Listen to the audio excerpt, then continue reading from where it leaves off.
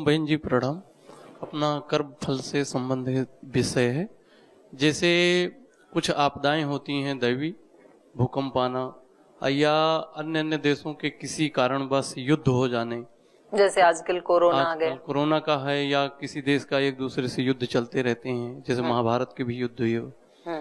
तो उसमें अलग अलग आत्माएं रहती हैं, अलग अलग कर्माशय रहते हैं, लेकिन परिणाम तो लगभग एक ही जैसे हो जाते हैं। मृत्यु को बहुत प्राप्त कर जाते हैं, बहुत लोगों का शरीर अंग भंग हो जाता है। तो इसको किस दृष्टि से देखेंगे? देखो, इसका कोई बिल्कुल स्पष्ट तो किसी शास्त्र में बताया नहीं है, पर जितना बताया है उसके आधार पे जो हम अनुमान लगा रहे हैं और जो मुझे समझ में आया है, तो मैं अपना व्यू आपको दे रही हूँ। जैसे हम अपनी वर्तमान अवस्था को ही ले लेते हैं, जैसे एक महामारी के रूप में कहें या एक पैनिक, जो भी कहें उसको, पर उस कोरोना ने लगभग 1 साल से डिस्टर्ब किया हुआ है सारे संसार को, और उसमें कुछ जवान लोगों की भी मृत्यु हुई है, कुछ वृद्धों की भी हुई है और कुछ ठीक भी हुए हैं। अब वो पहली बात तो ये है कि महामारी आई क्यों, और आई तो उसका अलग अलग स्थानों में अलग अलग इफेक्ट दिख रहा है। जो आपने कहा ना कि जी वो सब आत्माएं अलग अलग हैं, लेकिन इफेक्ट तो एक ही दिखता है, तो इफेक्ट एक नहीं दिखता है। मुझे ऐसे लगता है कि कुछ आत्माओं के कर्माशयों को मिला करके और वो एक जो विपाक बनेगा, उसके अनुसार ही ये प्राकृतिक आपदाएं भी अपने सुख की या दुख की अभिव्यक्ति करती हैं। जैसे भारत की जो 6 ऋतुएं हैं, यहाँ का जो एनवायरमेंट है, वायुमंडल है, तो मुझे ये सबसे सुंदर माना जाता है पूरे विश्व में। तो मुझे ऐसे लगता है कि यहाँ के जो ऋषि मुनियों की जो ऊंची तपस्या थी, उनकी तपस्या के जो परमाणु हैं यहाँ पे, तो शायद यहाँ पर वो ही आत्माएं फिर दोबारा आती हैं जिनका पीछे का पुण्य कर्माशय ज्यादा है, अधिकता है उसमें। और कोई 1-2 पुण्य आत्मा उधर भी चली जाती है, ऐसा नहीं है कि वहाँ एक भी नहीं जाती, ऐसा नहीं है, वहाँ भी होते ही हैं अच्छे लोग तो। पर यहाँ ज्यादा लोगों ने ऋषित्व को प्राप्त करने वालों का इतिहास यदि पढ़ेंगे तो उसमें इस भूमि पर पैदा होने वाले आत्माओं का सबसे ज्यादा, इतने ऋषि किसी भी देश में नहीं हुए। और उस समय तो मतलब ये देश अलग अलग थे भी नहीं, आज के 5-7 देशों को जोड़ दें उतना भारत ही था, पर उसमें भी इस भूखंड में जितने हुए, जिसको आज हम भारत कह रहे हैं, उस समय तो भारत नाम भी नहीं था, आर्यव्रत था, या कहीं इसका अजनाभ नाम था, फिर हिमवात नाम था, अलग अलग इसके नाम रहे हैं जब हम अपने इतिहास को पढ़ते हैं। तो इन लोगों की एक कर्माशय की गठरी बना दें और उस समय क्या फल मिलना चाहिए, तो वो उस भूखंड को वो मिलता है। तो यहाँ पर आप देखेंगे कि इटली में इसका अलग प्रभाव हुआ, यूके यूएसए में अलग हुआ, भारत में अलग हुआ। सिचुएशन एक ही है लेकिन प्रभाव अलग अलग दिखाई देता है। फिर भारत में भी जो प्रभाव हुआ उसमें भी, जैसे मान लो एक ही घर में एक व्यक्ति को कोरोना हुआ और जो 4 व्यक्ति हैं, अब उनमें से एक व्यक्ति तो इतना, मेरे को कौन कह रहा था अभी, हाँ भंवरलाल जी बता रहे थे अपने जो राज्य प्रभारी हैं, बोल जी घर में किसी एक व्यक्ति को कोरोना हुआ तो उसमें उनकी बेटी तो इतनी डर गई भैया, तो वो अपने पिता के कमरे में गई ही नहीं। जब से कोरोना, पिता को एक कमरे में रखा गया और उसका कमरा बिल्कुल उस कोने पे, वो उसमें रही। बोल जी मैं नहीं देख सकती हूँ, नहीं तो मेरे को हो जाएगा। वो इतनी भयभीत एक आत्मा। और उनका पुत्र और उनकी पत्नी, उन्होंने अपना जो भी मास्क आदि लगा के बांध के चेहरे को कि भाई हमारा संबंधी है, हमारा पिता है, हमारा पति है, एक मुसीबत में है, मृत्यु से जूझ रहा है और इस समय हम इसके काम नहीं आए तो कब आएंगे, तो हम अपने प्राणों को संकट में डाल के भी इनकी सेवा करेंगे। तो बोले जी उन दोनों ने सेवा की और हमने भी उनको प्राणायाम कोरोनिल जो भी देना था दिया। अब वो व्यक्ति ठीक हो गया और आश्चर्य की बात यह है कि उनकी पत्नी और उनका पुत्र को भी बिल्कुल संक्रमित नहीं हुए, और जो लड़की आई नहीं उनके पास वो लड़की संक्रमित हो गई और वो लड़की मर गई। तब कोरोना की सिचुएशन तो एक ही जैसी थी चारों प्राणियों के ऊपर, लेकिन 2 व्यक्ति बिल्कुल डर नहीं रहे हैं। तीसरा व्यक्ति जो संक्रमित है वो संक्रमित तो हो गया लेकिन पुरुषार्थ कर रहा है उससे लड़ने के लिए। चौथा व्यक्ति है वो उससे थोड़ा दूर रहते, पड़ोस में ही है उसके तो एक तरह से, लेकिन वो भयभीत थी। तो चारों के ऊपर कोरोना ने अलग अलग इफेक्ट डाला। सिचुएशन एक है लेकिन उसका प्रभाव अलग अलग है। अब आपके गुरुकुल में एक ही जैसा खाना बनता है। कुछ कहते हैं कि बड़ा सौभाग्य, सात्विक खाना मिलता है। कुछ कहते हैं कि फंस गए, अब यही खाना पड़ेगा और कर भी क्या सकते हैं। कुछ कहते हैं कि भाई इससे अच्छा तो अपने घर ही था। खाना एक ही है लेकिन उसका प्रभाव हर व्यक्ति के ऊपर अलग अलग पड़ रहा है। तो ये जो दैवी आपदाएं आती हैं तो कई बार हमें ये लगता है कि भाई अब उसका राजा का पाप माना जाए कि प्रजा का माना जाए। ऐसे भी होता है ना, ये भी एक प्रश्न उठता है कि भाई ये तो चलो आपदा की बात हो गई। कुछ मान लो ऐसे समझौते होते हैं कि भाई भारत और पाकिस्तान के बीच में क्या समझौता होना है, तो उसको आप और मैं तो तय करते नहीं है, तो पीएम बैठ के तय करेंगे। और अब उसका क्या परिणाम आएगा वो हम सबको भुगतना पड़ेगा, अकेला पीएम थोड़े ना भुगतेगा। तो भाई कर्म तो किया एक व्यक्ति ने और उसका फल भुगत रहे हैं हम सब। तो हमने तो कोई पाप किया ही नहीं, तो हमने तो कोई पुण्य भी तो नहीं किया अगर वहां से मिल रहा है तो ये बहुत गहन विषय है ये कर्माशय वाला, कि किसका कर्म किसको इफेक्ट कर रहा है, किसको फल दे रहा है, किसको प्रभावित कर रहा है। तो इसको बिल्कुल हूबहू डिफाइन करना तो असंभव है। ये तो महर्षि व्यास ने हाथ खड़े कर दिए, तो आप और हम, पर हम ये कह करके अपना पल्ला भी नहीं झाड़ सकते हैं कि भाई जब इतने बड़े बड़े ऋषियों को समझ में नहीं आया तो हम तो इसमें प्रवेश ही क्यों करें। तो जहां तक हमें समझ आ रहा है उसको तो कम से कम हम संवारें जरूर। हमें इतना तो समझ में आ रहा है ये गलत है, ये ठीक है मेरे लिए, ये समाज के लिए गलत है, ये समाज के लिए ठीक है, तो उसको कम से कम हम जरूर दुरुस्त करने की कोशिश करें। ओम दीदी जी, कल आपने यहाँ एक वो वृक्ष बना के ऐसे समझाया था कर्मफल के बारे में, तो उसकी टहनी ऐसे निकल रही है, एक पाप की तरफ और एक पुण्य की तरफ। दो तने बन हाँ, गए। 2 तने बन रहे हैं उसके। जी जी। अब एक ही परिस्थिति में उसके फिर सुख दुख जैसा भी जीव भोगेगा। एक व्यक्ति गांव देहात में शहर में है और वो कट्टा ले रखा है देशी या बंदूक कहीं से ले आया 5-10 हजार की और किसी की हत्या कर दी। और वैसा ही सेम एक व्यक्ति है बॉर्डर पे, कोई उधर से प्रवेश कर रहा है, वो भी हत्या कर रहा है। अब ये तो मानवीय व्यवस्थाएं हैं कि गांव देहात में कर दी तो जेल होगी 20 साल की, वहां कर दी तो भैया मेडल मिल रहा है। जबकि कर्म और कर्म फल ये तो ईश्वरीय व्यवस्था के तहत आता है। तो हम लोग कैसे इस बात को डिसाइड करें या समझें कि भैया कौन से कर्म का किस परिस्थिति में जाके वही मेडल मिलेगा और कहाँ जेल होगी और कहाँ मेडल मिलेगा। हाँ, बस ये पूछना चाह रहा है। कर्म दोनों एक ही। बॉर्डर भी मानव की बनाई हुई है, वो तो ईश्वर की नजर में जी तो जी ईश्वर की दृष्टि में तो दोनों ही हत्या है, दोनों ही पृथ्वी के ऊपर हैं। तो हमने तय की दोनों ही जीव हत्या हो गई। ईश्वर की दृष्टि में भाई मानव की हत्या हो रही है। आपका ये कहना है कि भाई दोनों उसी पृथ्वी के ऊपर हैं। जी जी। और दोनों एक ही कर्म कर रहे हैं, बंदूक चला रहे हैं, तो एक को मेडल क्यों मिल रहा है और एक को जेल क्यों हो रही है? क्योंकि कर्म एक ही है जी। तो अब आपको साथ में ये और सोचना पड़ेगा कि ये जो कर्म फल व्यवस्था है ये भी हम मानवों ने नहीं बनाई है। वर्णाश्रम व्यवस्था ये वेद ने ही बनाई है। ब्राह्मण क्षत्रिय वैश्य शूद्र जो कहा, या ब्रह्मचर्य गृहस्थ वानप्रस्थ और सन्यास, ये जो 4 वर्णाश्रम और 4 आश्रम, वर्ण और आश्रम की जो व्यवस्थाएं बनाई कर्म की, वो भी तो ईश्वर ने ही बनाई है। तो अब हमें ये तय करना है कि भाई मेरा कौन सा वर्ण है, कौन सा आश्रम है।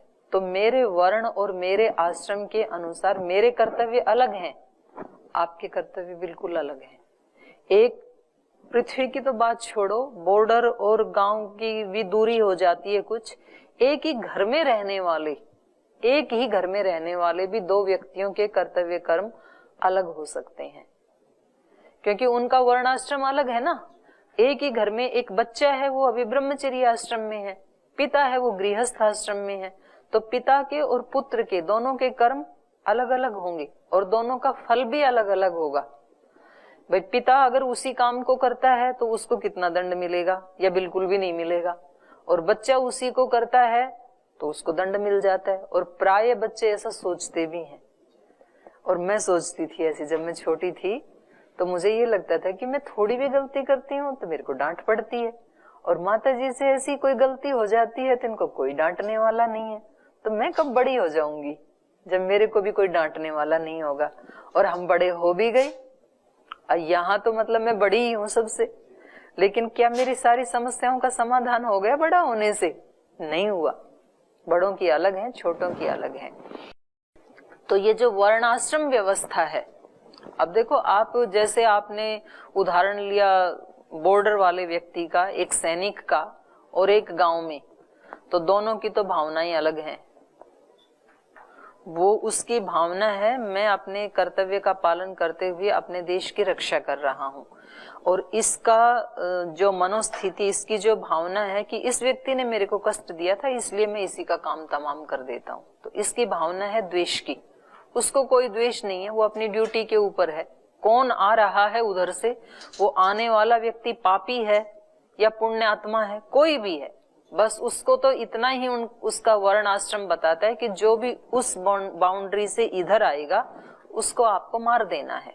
हो सकता है कि वो कोई पुण्यात्मा भी हो, लेकिन इस व्यक्ति को उसका कोई पाप नहीं लगेगा। अब आप कहोगे जी ये तो फिर अन्याय हो जाएगा, तो ये तो देखो ये वर्णाश्रम व्यवस्था है। एक बार की वो घटना है कि वो श्री कृष्ण जो है यमुना को पार कर रहे और पूरा मक्खन मलाई सब खा करके आए, और फिर वहां जाकर के कह रहे कि आज यदि मैंने कुछ भी नहीं खाया हो तो यमुना हमारे को रास्ता दे दे, और कहते हैं पानी नीचे आ गया और कृष्ण पार उतर गए। तो उनके साथ वो जो बहनें थी ग्वालिन आदि, वो बोले हद हो गई, इतने झूठ, हमारे घर में खा के आया, मक्खन खाया, रोटी खाई, छाछ पी, दही खाया, सब खा के आया, और हमारे ही सामने कह रहा है कि आज मैंने कुछ भी नहीं खाया हो तो ऐसा हो जाए, और ऐसा हो भी गया। तो मतलब तो बहुत बड़ा अन्याय है। इसका मतलब ईश्वर भी न्यायकारी नहीं है, झूठ को भी सच मान रहा है। तो अब बात यह है कि ये आएगा अकर्म में, जो हम चर्चा करेंगे। आप ही पूछ रहे थे कितने प्रकार के कर्म होते हैं।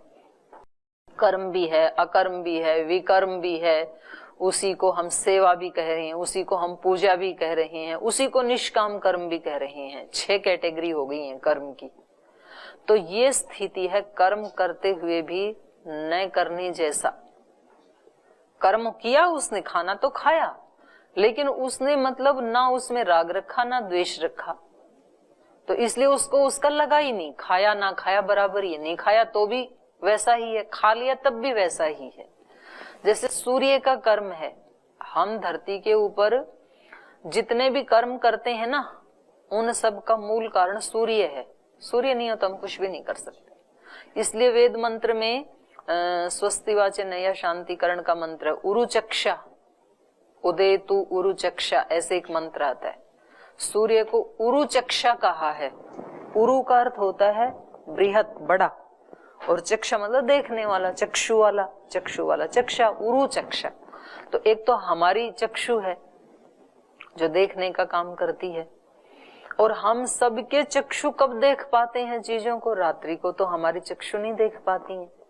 आप कल्पना करो कि रात को कहीं कोई दिया भी नहीं जल रहा हो, कहीं कोई लाइट भी नहीं जल रही हो, और उस समय हमें कहा जाए कि चीजों को देखो और पहचानो, तो क्या हम पहचान सकते हैं?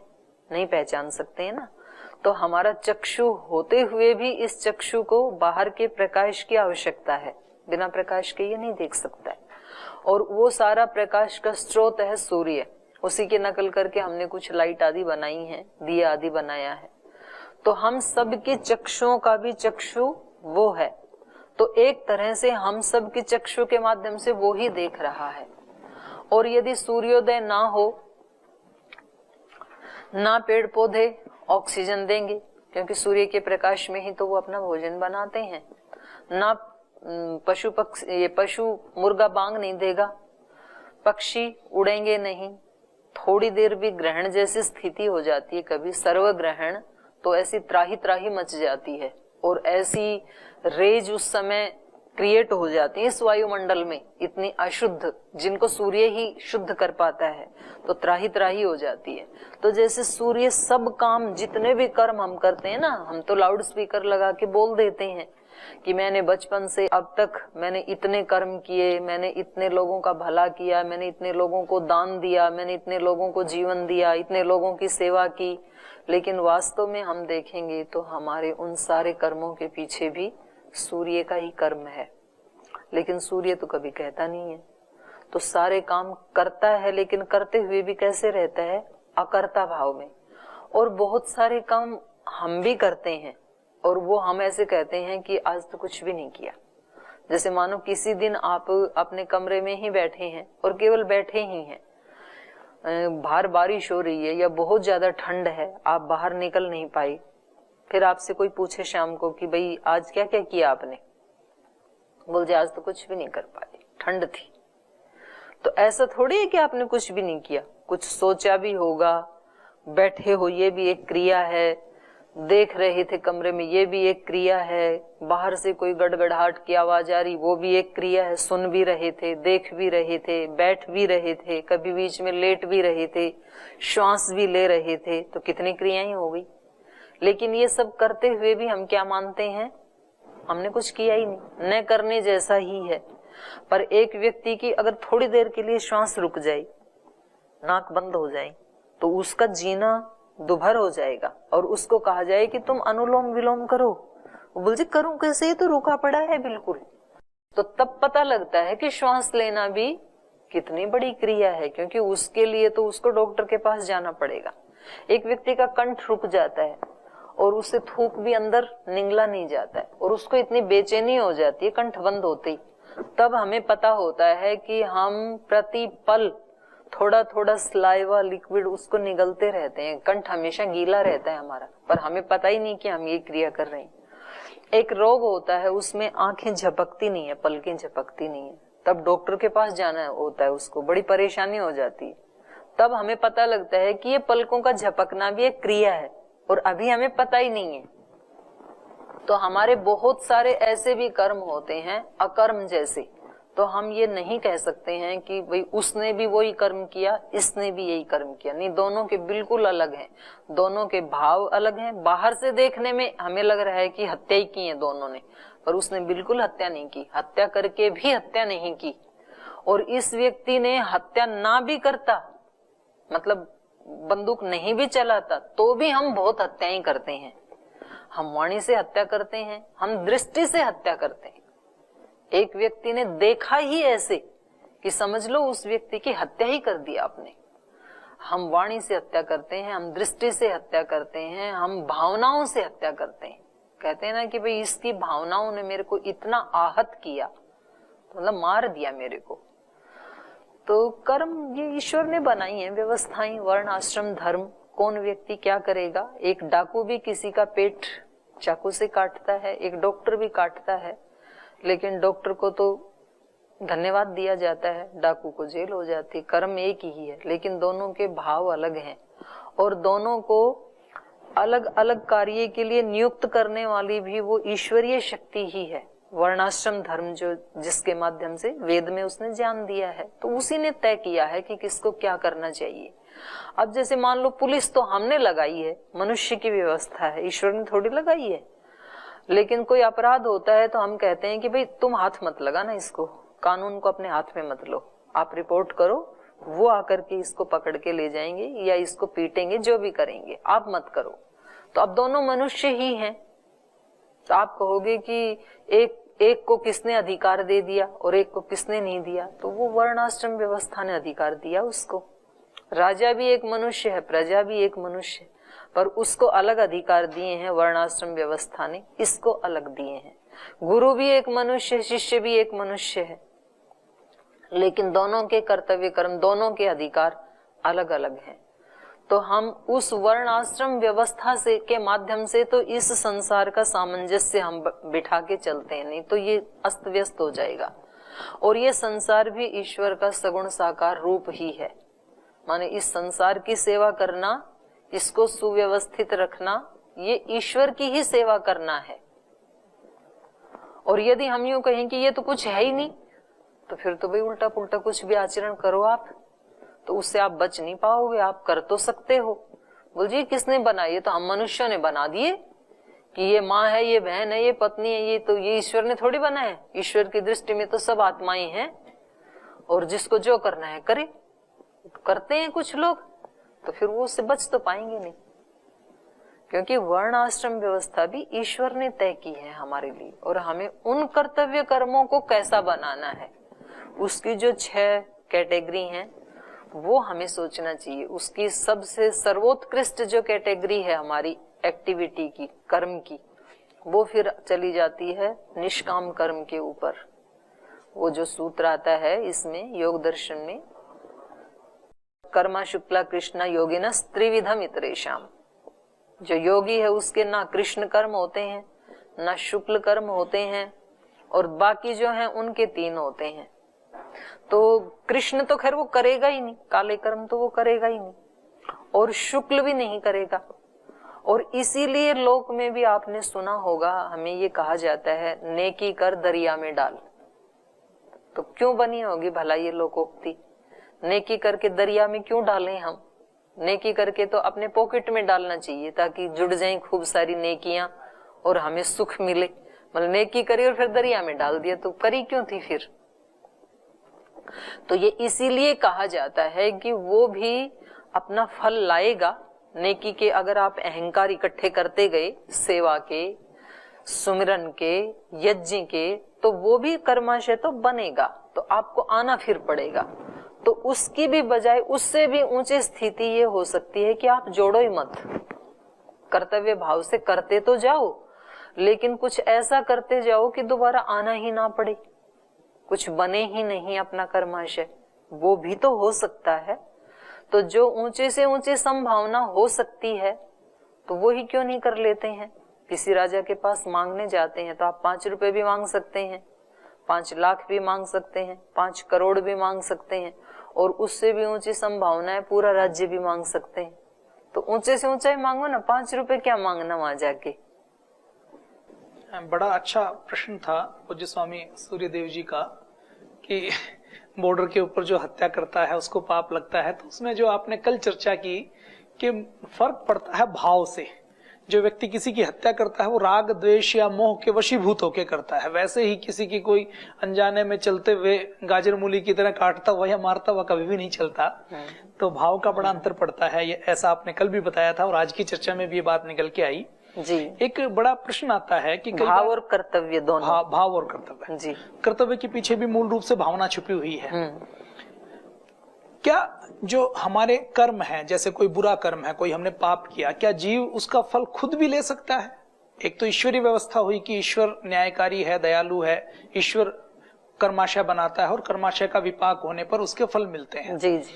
क्या जो जीव कर्म करता है, मान लो किसी से कोई गलत कर्म हुआ, तो क्या वो खुद भी फल ले सकता है उसका, जिससे उसका विपाक या कर्माशय गलत ना बने? जी जी। तो इसमें भैया शास्त्र का ये कहना है कि जैसे हम संध्या करते हैं ना, तो एक मंत्र आता है वहां पर, ऋतंच सत्यम च अभिधात तपसोध्य जायत ततो रात्रि जायत तत समुद्रोण। सृष्टि कैसे बनी उसका उसमें वो है वर्णन।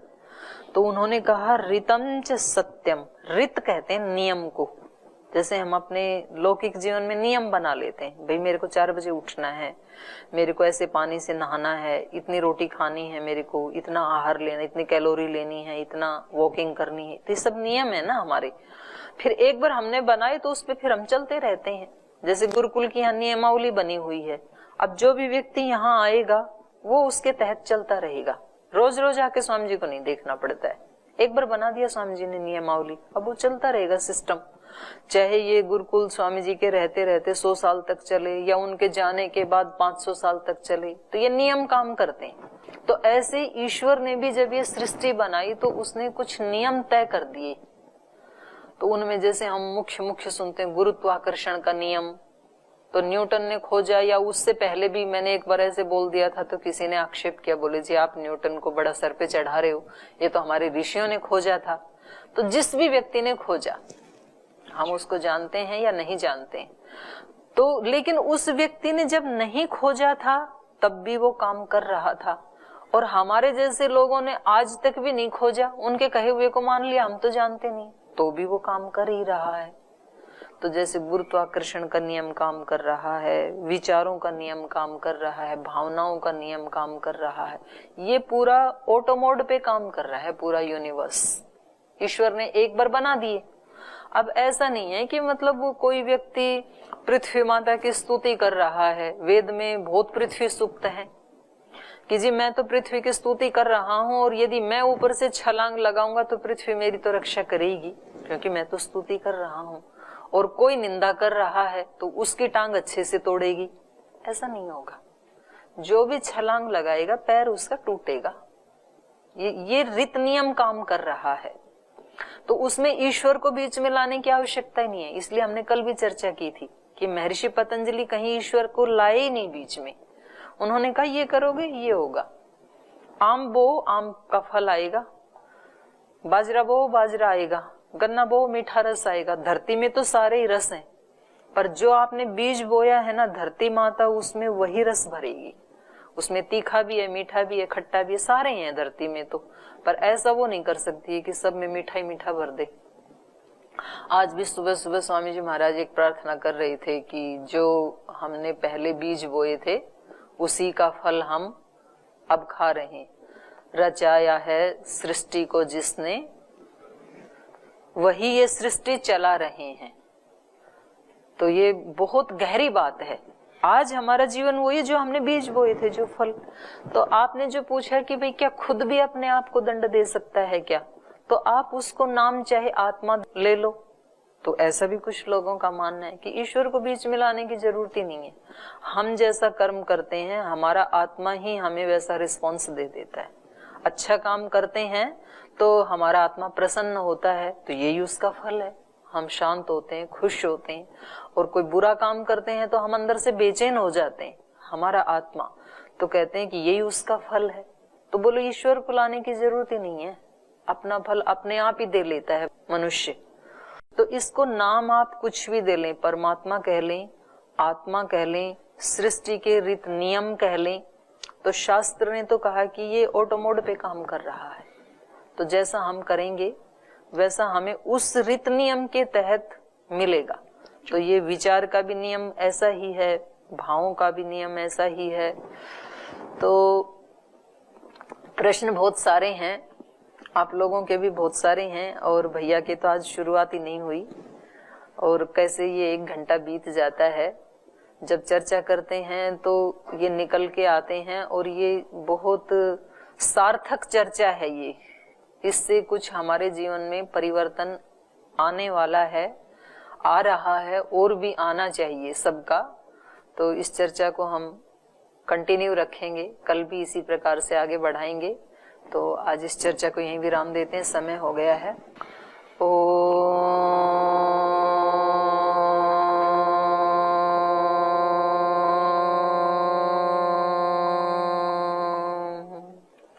शांति शांति शांति। श्री गुरुभ्यो नमः।